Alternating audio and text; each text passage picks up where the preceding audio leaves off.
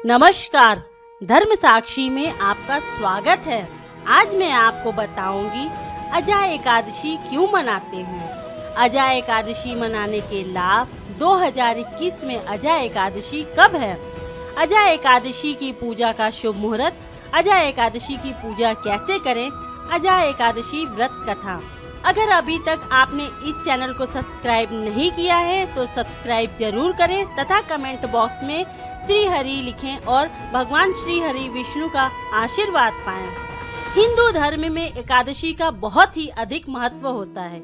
एकादशी तिथि भगवान विष्णु को अति प्रिय होती है। इस दिन विधि विधान से भगवान विष्णु की पूजा अर्चना की जाती है। हर माह में 2 बार एकादशी पड़ती है, एक शुक्ल पक्ष में और एक कृष्ण पक्ष में। साल में कुल 24 एकादशी पड़ती हैं।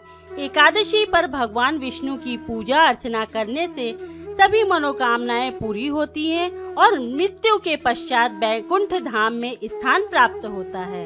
इस साल अजा एकादशी 3 सितंबर 2021 फ्राइडे यानी शुक्रवार को पड़ेगी। अजा एकादशी का समय मैंने आपकी सुविधा के लिए स्क्रीन पर लिख दिया है, कृपया नोट कर लीजिए। शुभ मुहूर्त भी मैंने आपकी सुविधा के लिए स्क्रीन पर लिख दिया है, कृपया नोट कर लीजिए। अजा एकादशी पूजा विधि। अजा एकादशी के दिन सूर्योदय से पूर्व उठें, स्नान करें, लेकिन ध्यान रखें कि इस दिन बाल नहीं धोने चाहिए। भगवान विष्णु की प्रतिमा के समक्ष बैठकर उन्हें नमस्कार करें, चंदन का तिलक लगाएं, फूल हार चढ़ाएं, दीपक जलाएं, विष्णु स्तुति, विष्णु चालीसा और अजा एकादशी व्रत कथा पढ़ें। भगवान विष्णु को मौसमी फलों व मिष्ठान आदि का भोग लगाएं, जल अर्पित करें, साथ ही तुलसी दल का भोग भी अवश्य लगाएं। इसके बाद भगवान विष्णु की आरती करें। अजा एकादशी का महत्व। अर्जुन ने कहा, हे पुंडरीकाक्ष, आप कृपा करके मुझे भाद्रपद माह के कृष्ण पक्ष की एकादशी के विषय में बतलाएं। इस एकादशी का नाम क्या है तथा इसके व्रत का क्या विधान है, इसका व्रत करने से किस फल की प्राप्ति होती है। श्री कृष्ण ने कहा, हे कुंती पुत्र, भाद्रपद माह के कृष्ण पक्ष की एकादशी को अजा एकादशी कहते हैं। इस व्रत को करने से सभी पाप नष्ट होते हैं। इस लोक और परलोक में मदद करने वाली एकादशी व्रत के समान संसार में दूसरा कोई व्रत नहीं है। अजा एकादशी व्रत कथा। अब ध्यान पूर्वक इस एकादशी का महात्म्य श्रवण करो। पौराणिक काल में भगवान श्री राम के वंश में अयोध्या नगरी में एक चक्रवर्ती राजा हरिश्चंद्र नाम के राजा हुए थे। राजा अपनी सत्यनिष्ठा और ईमानदारी के लिए प्रसिद्ध थे।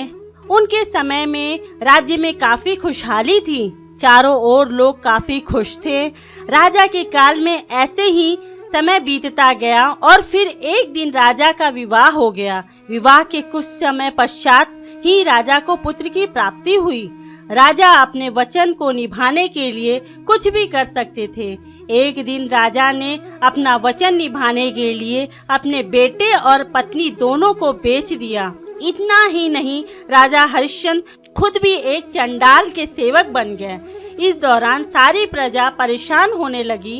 राजा को संकट से बाहर निकलने के लिए गौतम ऋषि उपाय बताते हैं। इस उपाय के अनुसार राजा को अजा एकादशी का व्रत रखने की सलाह दी जाती है। राजा ऋषि मुनि के बताए अनुसार पूरे विधि विधान से व्रत रखते हैं, पूजा अर्चना करते हैं। अजा एकादशी का व्रत करने से राजा के सभी संकट दूर हो जाते हैं। उन्हें उनका खोया हुआ राजघराना, पत्नी और पुत्र वापस मिल जाता है। राजा के पिछले जन्म के पाप नष्ट हो जाते हैं। हे राजन, यह सब अजा एकादशी के व्रत का प्रभाव था।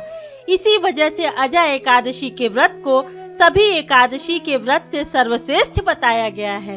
जो मनुष्य इस उपवास को विधान पूर्वक करते हैं तथा रात्रि जागरण करते हैं, उनके सभी पाप नष्ट हो जाते हैं और अंत में स्वर्ग को प्राप्त करते हैं। इस एकादशी व्रत की कथा के श्रवण मात्र से ही अश्वमेघ यज्ञ के फल की प्राप्ति हो जाती है। बोलो श्री हरि विष्णु भगवान की जय। भगवान विष्णु आपकी मनोकामना पूर्ण करें। इसी के साथ विदा लेती हूँ। धन्यवाद।